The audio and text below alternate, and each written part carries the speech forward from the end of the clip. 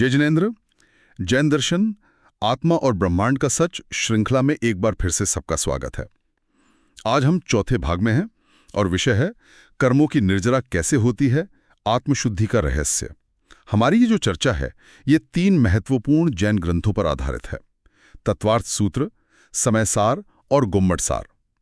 पिछले भाग में हमने ये समझने की कोशिश की थी कि कैसे हमारे भाव, खासकर राग और द्वेष, वो कर्म के कणों को आत्मा की तरफ खींचते हैं और बांध लेते हैं, और आत्मा जो असल में शुद्ध है वो इन कर्मों की परतों के नीचे ढकसी जाती है। तो आज का बड़ा सवाल ये है कि जो कर्म चिपक गए हैं उन्हें हटाया कैसे जाए। हाँ, ये महत्वपूर्ण प्रश्न है। आत्मा वापस अपनी शुद्ध अवस्था में कैसे लौटे, यही है निर्जरा का रहस्य, जिसमें आज हम गहराई से उतरेंगे। तो सबसे पहले शुरू करते हैं ये निर्जरा शब्द। जैन दर्शन में इसका ठीक ठीक मतलब क्या है और ये मोक्ष के रास्ते में इतनी जरूरी क्यों मानी जाती है? देखिए, निर्जरा इसका सीधा सा मतलब है झड़ना। झड़ना, हाँ, या जैसे कोई चीज गलकर अलग हो जाती है ना, ये वो प्रक्रिया है जिससे आत्मा पर जो कर्म कण चिपके हुए हैं वो धीरे धीरे अलग होते हैं। अगर इसे और सटीक रूप से कहें, जैसा तत्वार्थ सूत्र के भाष्य सर्वार्थ सिद्धि में आता है, एक देश रूप से कर्म का जुदा होना निर्जरा है।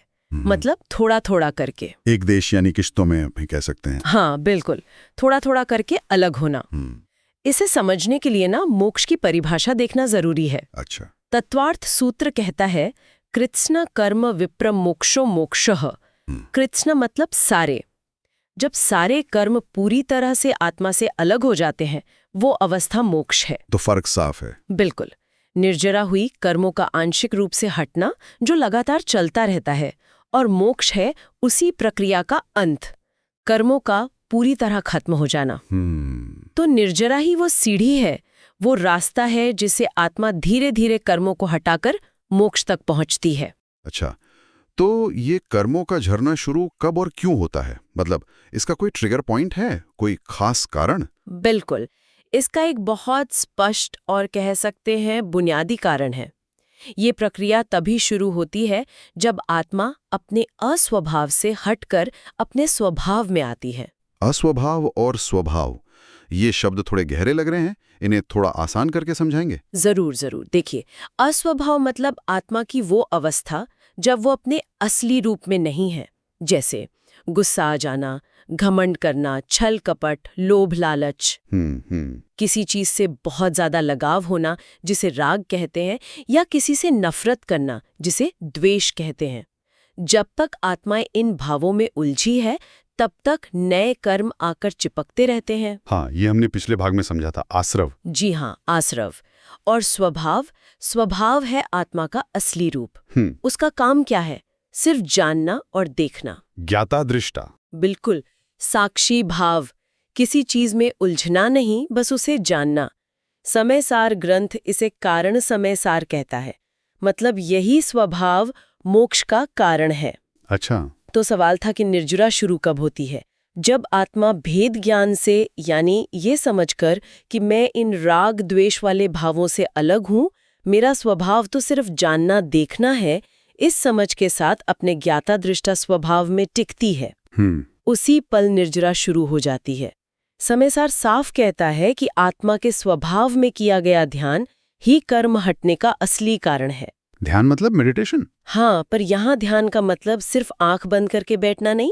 ध्यान मतलब अपने स्वभाव में स्थिर होना, एकाग्र होना। जैसे ही हम अपने स्वभाव में आते हैं वो अस्वभाव यानी राग द्वेष वगैरह अपने आप छूट जाते हैं। अच्छा। और राग द्वेष का छूटना ही है भाव संवर, मतलब नए कर्मों का आना रुक गया। और स्वभाव में टिकना वही भाव निर्जरा शुरू करता है, यानी पुराने कर्मों का झड़ना शुरू। ये तो बहुत ही दिलचस्प है। मतलब जिस पल हम अपने रिएक्शन से हटकर सिर्फ देखने वाले बनते हैं, जी हाँ, उसी पल से कर्मों की सफाई शुरू हो जाती है। एक तरह से डबल एक्शन। बिल्कुल, नया आना बंद, पुराना जाना शुरू। कमाल है। पर क्या ये कर्म झड़ना हमेशा एक जैसा होता है या इसके भी अलग अलग तरीके हैं? हाँ, ये भी एक महत्वपूर्ण बिंदु है। जैन ग्रंथ, खासकर तत्वार्थ सूत्र, भगवती आराधना, सर्वार्थ सिद्धि, ये निर्जरा के 2 मुख्य प्रकार बताते हैं। इन्हें समझना जरूरी है। बताइए। पहला है सविपाक निर्जरा, देखिए, विपाक का मतलब होता है फल देना। तो सविपाक निर्जरा वो है जिसमें पहले बांधे हुए कर्म अपना समय पूरा होने पर, अपनी अवधि पूरी होने पर अपना अच्छा या बुरा फल, सुख या दुख देकर स्वाभाविक रूप से झड़ जाते हैं। अच्छा, मतलब टाइम पूरा हुआ और कर्म चला गया। हाँ, जैसे फल पककर अपने आप गिर जाता है। ये प्रक्रिया तो हर जीव में, चाहे वो नरक में हो या देवगति में, हर समय अपने आप होती रहती है। इसके लिए कोई खास कोशिश नहीं करनी पड़ती। ये अनइंटेंशनल है, अबुद्धिपूर्वक। ठीक है, तो ये तो एक ऑटोमेटिक प्रोसेस हुआ। बिल्कुल। पर यहाँ ध्यान देने वाली बात है कि ये सविपाक निर्जरा मोक्ष का रास्ता नहीं खोलती। क्यों? अगर कर्म झड़ रहे हैं तो? क्योंकि जब कर्म अपना फल दे रहा होता है, मान लीजिए दुख दे रहा है, तो जीव अक्सर क्या करता है? वो उस दुख से द्वेष करने लगता है, परेशान हो जाता है। हाँ, स्वाभाविक है। और उसी राग द्वेष के कारण वो फिर से नए कर्म बांध लेता है। तो ये एक चक्र चलता रहता है, पुराने झड़े, नए बंध गए। समझ गया। तो ये तो बस एक तरह का हिसाब किताब है जो चलता रहता है। हाँ, कह सकते हैं। इससे मुक्ति नहीं मिलती। तो फिर दूसरा प्रकार कौन सा है जो मुक्ति दिलाता है? वो है अविपाक निर्जरा। इसे औपक्रमिक निर्जरा भी कहते हैं। अविपाक मतलब बिना फल दिए या समय से पहले। समय से पहले? हाँ, यही मोक्ष मार्ग की असली प्रक्रिया है। इसमें क्या होता है कि विशेष पुरुषार्थ से, मतलब अपनी कोशिश से, तप और आत्मध्यान की शक्ति से, उन कर्मों को भी जिनका फल देने का समय अभी दूर है, उन्हें जबरदस्ती समय से पहले ही उदय में लाया जाता है, उन्हें पकाया जाता है और आत्मा से अलग कर दिया जाता है। जबरदस्ती मतलब एक तरह से उन्हें फोर्स करके बाहर निकालना? हाँ, कह सकते हैं। ये जानबूझकर की जाने वाली प्रक्रिया है और ये अपने आप नहीं होती। ये सिर्फ उन्हीं को होती है जो आत्मज्ञानी हैं, सम्यक दृष्टि हैं और विशेष रूप से जो मुनि या व्रति श्रावक जैसी साधना करते हैं। ये फर्क तो बहुत ही महत्वपूर्ण है। सविपाक तो सबके साथ हो रहा है, पर वो मुक्ति नहीं दे रहा। जी नहीं। असली मुक्ति के लिए अविपाक निर्जरा जरूरी है, जिसमें हम खुद प्रयास करके तप के बल से कर्मों को उनके टाइम से पहले ही नष्ट कर दें। बिल्कुल। वो आम या कटहल वाला उदाहरण यहाँ बिल्कुल फिट बैठता है ना? हाँ, सर्वार्थ सिद्धि का वो उदाहरण बहुत अच्छा है।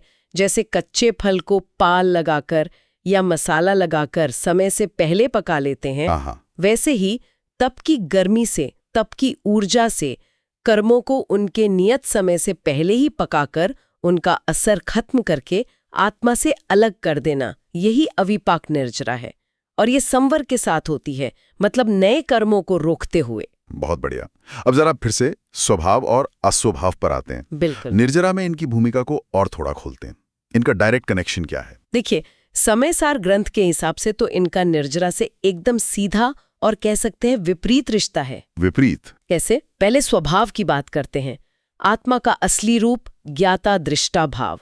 हमने कहा था ना, समयसार इसे कारण समयसार कहता है। हाँ। तो यही स्वभाव निर्जरा का एकमात्र वास्तविक कारण है।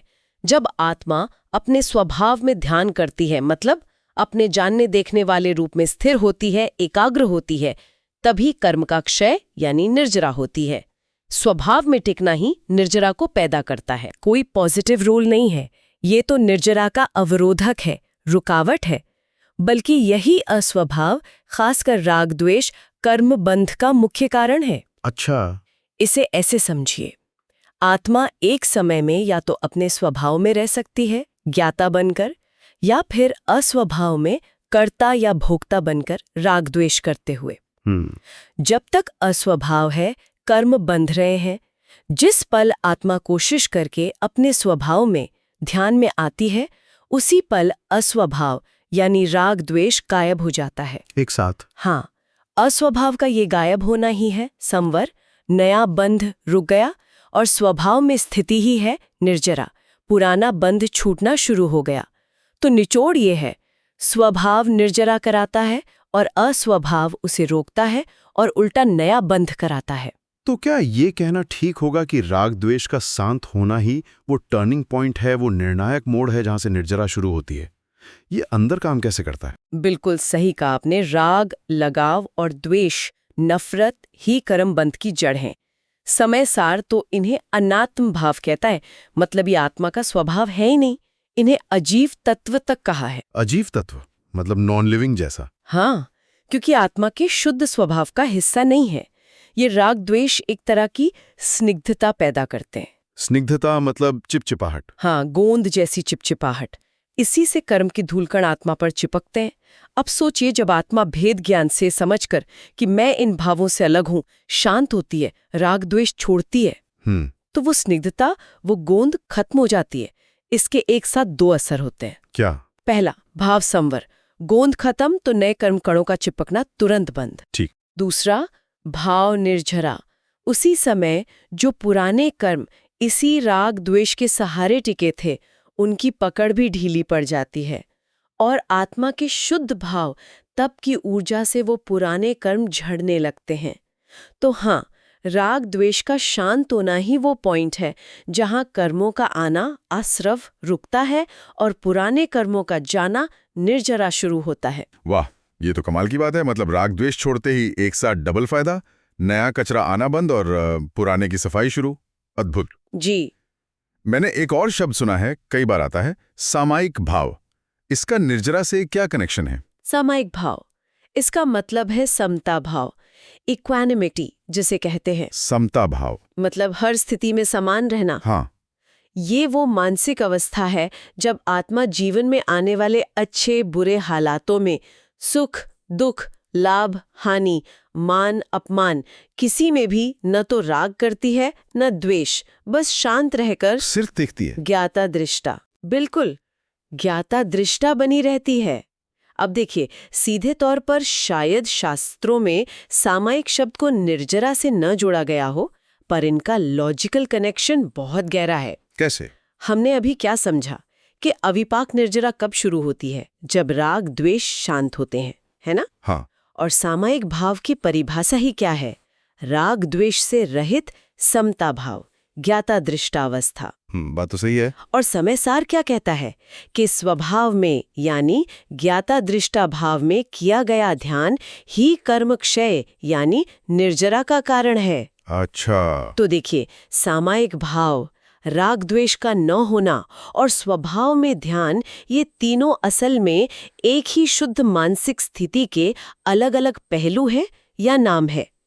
सामायिक भाव दरअसल वो जमीन है, वो मेंटल स्टेट है जिसमें अविपाक निर्जरा होती है। उस समता भाव में टिकने पर ही अविपाक निर्जरा संभव है। ये बहुत अच्छे से स्पष्ट हुआ। समता भाव ही वो प्लेटफॉर्म है जहां निर्जरा होती है। अब जरा प्रैक्टिकल तरीकों पर आते हैं। तप और संयम को निर्जरा का साधन क्यों कहा जाता है? तत्वार सूत्र क्या कहता है इस बारे में? हाँ, तत्वार सूत्र का 9वां अध्याय इसी पर है, संवर और निर्जरा पर। वहां बताया है कि संयम जैसे इंद्रियों पर कंट्रोल रखना, जीवों की हिंसा से बचना वगैरह, ये मुख्य रूप से संवर का कारण है। मतलब नए कर्म रोकने का? हाँ, नए कर्मों के आश्रव को रोकना। लेकिन तप की भूमिका थोड़ी खास बताई गई है। सूत्र 9.3 है, तपसा निर्जराश्च। तपसा निर्जराश्च। इसका मतलब है संवर तो होता ही है, तप से निर्जरा भी होती है। सर्वार्थ सिद्धि में इसकी व्याख्या है कि तप का उल्लेख अलग से इसलिए किया ताकि उसका जो डबल फंक्शन है वो साफ हो जाए। Double function? हाँ, तप वो अनोखा साधन है जो एक ही समय में दो काम करता है। पहला, वो नए कर्मों को आने से रोकने में मदद करता है, संवर। और दूसरा, जो सबसे महत्वपूर्ण है, वो पुराने जमा हुए कर्मों को नष्ट भी करता है, निर्जरा। अच्छा, तो तप संवर भी करता है और निर्जरा भी? हाँ, तप का योगदान दोनों में है, पर निर्जरा के लिए उसे विशेष रूप से गिनाया गया है। अगर हम तुलना करें तो संयम एक ढाल जैसा है, एक शील्ड जो नए हमलों से बचाती है, जबकि तप एक आग की तरह है, अग्नि, जो पहले से जमा हुए कर्म रूपी ईंधन को जलाकर भस्म कर देती है। इसीलिए तप को अविपाक निर्जरा का यानी समय से पहले कर्म नष्ट करने वाली निर्जरा का मुख्य साधन माना गया है। तप यानी अग्नि, ये रूपक बहुत शक्तिशाली है। तो क्या इस तप के भी प्रकार होते हैं और वो निर्जरा में कैसे मदद करते हैं? हाँ बिल्कुल, शास्त्रों में तप के मुख्य रूप से दो भेद किए गए हैं, बाह्य तप एक्सटर्नल ऑस्टेरिटीज और आभ्यंतर तप इंटरनल ऑस्टेरिटीज। और ये समझना बहुत जरूरी है कि असली काम कौन सा तप करता है। जरूर। पहले आभ्यंतर तप की बात करते हैं, यानी भीतरी तप। यही कर्मों की निर्जरा का मुख्य और सीधा कारण है, डायरेक्ट कॉज। भीतरी तप जैसे? ये अंदरूनी शुद्धि की प्रक्रिया है।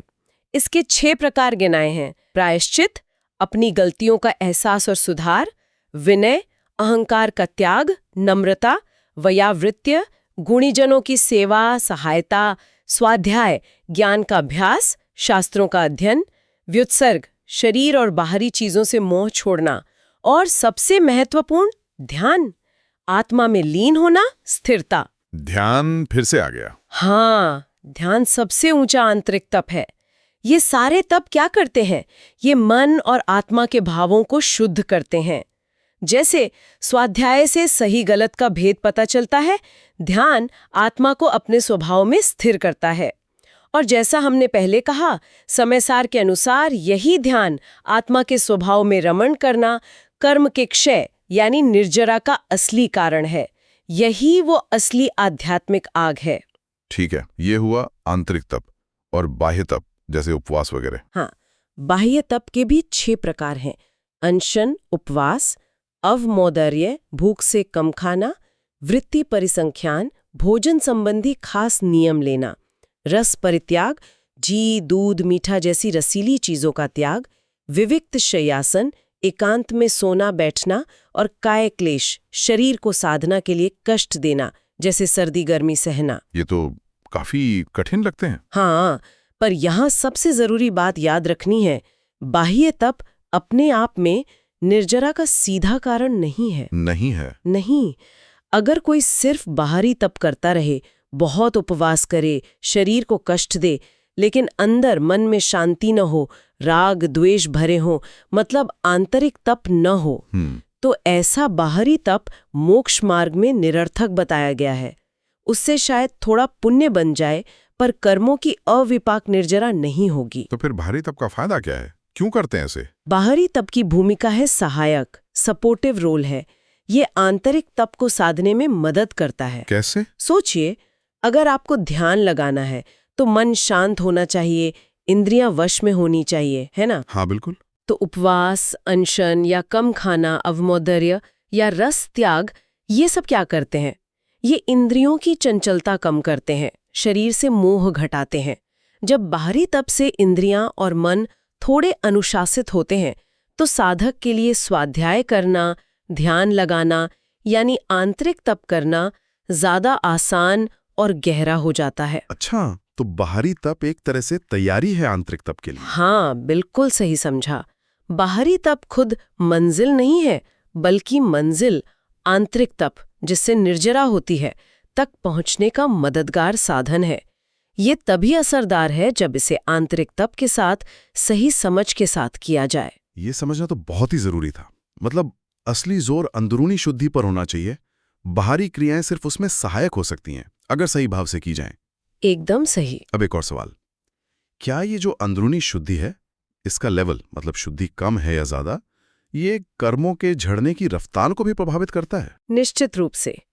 आत्मा के शुद्ध भाव और कर्मों के क्षय की गति में सीधा अनुपात है, प्रोपोर्शनल रिलेशनशिप। मतलब आप शुद्ध भावों को आग समझिए और कर्मों को ईंधन। आग जितनी तेज होगी, ईंधन उतनी ही तेजी से जलेगा, है ना? हाँ बिल्कुल। आत्मा के शुद्ध भावों का सबसे ऊंचा स्तर क्या है? वो है शुद्ध रत्नत्रय की साधना, यानी सम्यक दर्शन, सम्यक ज्ञान और सम्यक चारित्र की एकदम निर्मल अवस्था। यही परम शुद्ध भाव सभी 8 प्रकार के कर्मों को जड़ से खत्म करने का कारण बनते हैं। गोमटसार ग्रंथ में गुणस्थान का सिद्धांत आता है, सुना होगा आपने। हाँ, 14 गुणस्थान। जी, ये आत्मा की आध्यात्मिक शुद्धि के 14 लेवल या सीढ़ियां हैं। जैसे जैसे जीव अशुद्ध भावों को, मिथ्यात्व को छोड़कर ऊंचे गुणस्थानों पर चढ़ता है, उसकी आत्मविशुद्धता बढ़ती जाती है। अच्छा। और गोमटसार कहता है कि विशुद्धता की यही बढ़त संपूर्ण कर्म का क्षय कराती है। निचले गुणस्थानों में जहां शुद्धि कम है, वहां निर्जरा धीमी गति से होती है।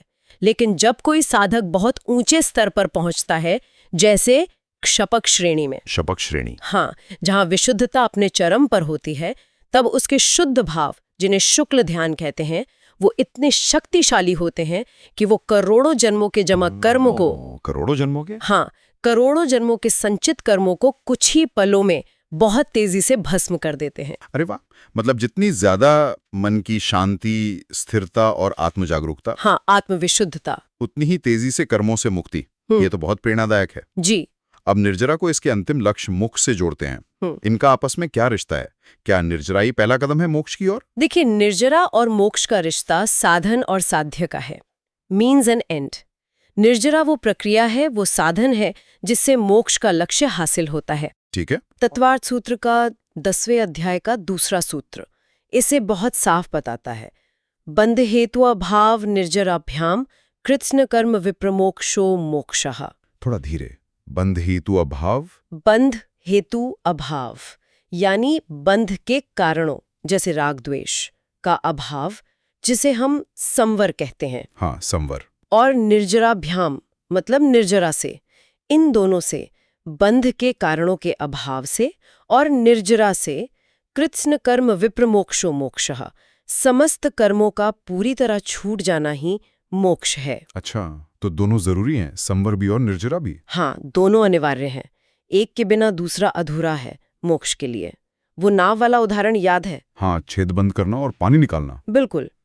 आत्मा नाव है, कर्म पानी। राग द्वेष छेद हैं जिनसे पानी यानी नए कर्म आता है, आश्रव। नाव में भरा पानी पुराने कर्म है। छेदों को बंद करना संवर है, पानी बाहर निकालना निर्जरा है।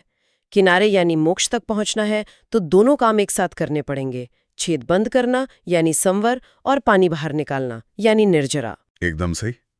तो फिर पहला कदम कौन सा हुआ, छेद बंद करना या पानी निकालना? क्या निर्जरा पहला कदम है? नहीं, तत्वार्थ सूत्र के उसी सूत्र का क्रम देखिए। पहले बंध हेतु भाव संवर है, फिर निर्जराभ्याम। तो क्रम साफ है। संवर मोक्ष मार्ग का पहला और सबसे जरूरी दरवाजा है। अच्छा, पहले संवर। हाँ, अगर आप छेद बंद किए बिना संवर, सिर्फ पानी बाहर निकालते रहेंगे निर्जरा, तो नाव कभी खाली होगी क्या? नहीं, नया आता रहेगा। बिल्कुल। इसी तरह अगर सविपाक निर्जरा, कर्मों का अपने आप झड़ना होती भी रहे, लेकिन राग द्वेष संवर का अभाव बने रहें, तो नए कर्म लगातार बंधते रहेंगे और मोक्ष कभी नहीं मिलेगा। इसलिए मोक्ष मार्ग का पहला कदम है संवर, राग द्वेष को रोककर नए कर्मों का आना बंद करना। जब संवर होता है तभी अविपाक निर्जरा, तप द्वारा पुराने कर्म हटाना, सही मायने में काम करती है और मोक्ष तक ले जाती है। ये बिल्कुल साफ हो गया। पहले इनकमिंग बंद करो, फिर आउटगोइंग पर काम करो। संवर पहले, फिर सार्थक निर्जरा। एकदम सही। और एक आखिरी सवाल इस कड़ी के लिए, क्या हर किसी में, हर आत्मा में निर्जरा करने की क्षमता एक जैसी होती है? नहीं, हर आत्मा की कर्म निर्जरा करने की क्षमता, खासकर अविपाक निर्जरा जो मोक्ष दिलाती है, वो एक जैसी नहीं होती। अच्छा। हाँ, ये क्षमता निर्भर करती है आत्मा की विशुद्धता पर, उसकी पवित्रता के लेवल पर। गुम्मट सार का गुणस्थान सिद्धांत इसी बात को तो समझाता है। गुणस्थान? हाँ, जो जीव पहले गुणस्थान में है, मिथ्या दृष्टि, जिसे अपने असली स्वरूप का बोध ही नहीं है, जो भ्रम में है, उसमें सही तप करने, अपने स्वभाव में आने की योग्यता ही नहीं होती। इसलिए उसमें अविपाक निर्जरा करने की क्षमता लगभग शून्य होती है। हाँ, सविपाक निर्जरा तो होती रहती है, पर वो मुक्ति नहीं दिलाती। ठीक है। जब जीव चौथे गुण स्थान में आता है, सम्यक्त्व प्राप्त करता है, मतलब उसे आत्मा पर श्रद्धा होती है, तब उसमें आत्मविशुद्धता प्रकट होनी शुरू होती है। यहीं से अविपाक निर्जरा करने की क्षमता का खाता खुलता है, कह सकते हैं। और जैसे जैसे आत्मा साधना करके ऊंचे गुणस्थानों में, जैसे मुनि अवस्था में, क्षपक श्रेणी में आगे बढ़ती है, उसकी विशुद्धता जैसे शुक्ल ध्यान चरम पर पहुंचती है, और उसी अनुपात में उसकी निर्जरा करने की क्षमता भी उतनी ही तेज, उतनी ही जबरदस्त हो जाती है।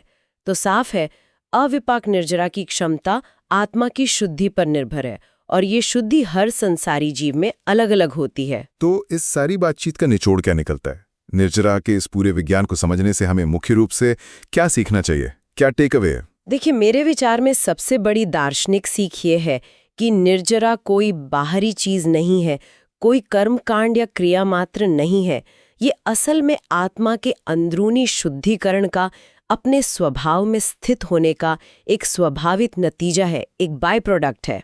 अंदरूनी शुद्धिकरण का नतीजा। हाँ, जब आत्मा राग द्वेष के शोर शराबे से, तूफान से निकलकर अपने शांत, सिर्फ जानने देखने वाले स्वरूप में टिकती है, तो कर्मों की जो पकड़ थी, जो गोंद थी, वो अपने आप ढीली पड़ जाती है और वो झड़ने लगते हैं। अगर इसे कुछ पॉइंट्स में कहें तो पहला, निर्जरा एक अंदरूनी सफाई है। ये बाहर से नहीं थोपी जाती, ये भीतर से शुरू होती है। दूसरा, राग द्वेष का हटना ही कर्मों के हटने का असली ट्रिगर है। फोकस वहीं होना चाहिए। सही। तीसरा, जैसे जैसे आत्मा की शुद्धि बढ़ती है, कर्मों की पुरानी परतें अपने आप तेजी से उतरती जाती हैं। और चौथा, और शायद सबसे महत्वपूर्ण, कि असली मकसद सिर्फ बाहरी तपस्या बढ़ाना नहीं है, बल्कि अपने शुद्ध आत्म स्वरूप को पहचानना और उसमें जीना है। यही निर्जरा का हृदय है, उसका सार है। कर्मों के बंधने की प्रक्रिया तो हमने समझी थी, पर उनके इस तरह झड़ने की प्रक्रिया को समझना वाकई आंखें खोलने वाला है। ये सारा ध्यान बाहरी दुनिया की क्रियाओं से हटाकर हमारे अपने अंदरूनी जगत की ओर ले जाता है ना? बिल्कुल। ये एकदम साफ करता है कि मुक्ति का रास्ता कहीं बाहर खोजते रहने में नहीं है, बल्कि हमारी अपनी आंतरिक अवस्थाओं को, अपने भावों को समझने और उन्हें बदलने में ही छुपा हुआ है। जब हम ये सोचते हैं कि कर्म इस तरह से झड़ते जाते हैं, संवर और निर्जरा से, तो एक सवाल स्वाभाविक रूप से मन में उठता है कि जब सारे कर्म झड़ जाएंगे, बिल्कुल जीरो, तब क्या होगा? वो आजादी की आखिरी मंजिल कैसी होगी? क्या है वो अवस्था? हाँ, वो अवस्था है मोक्ष, परम मुक्ति, आत्मा का अपने शुद्धतम, अनंत आनंदमय स्वरूप में सदा के लिए स्थिर हो जाना। बिल्कुल। और हमारी अगली बातचीत का केंद्र यही परम लक्ष्य होगा। मोक्ष क्या है? आत्मा की अंतिम मुक्ति का विज्ञान। हाँ, उस पर विस्तार से बात करेंगे। जैन दर्शन में उस परम अवस्था के स्वरूप को और गहराई से जानने के लिए अगली कड़ी में जरूर जुड़िएगा। आज के लिए जय जिनेंद्र। जय जिनेंद्र।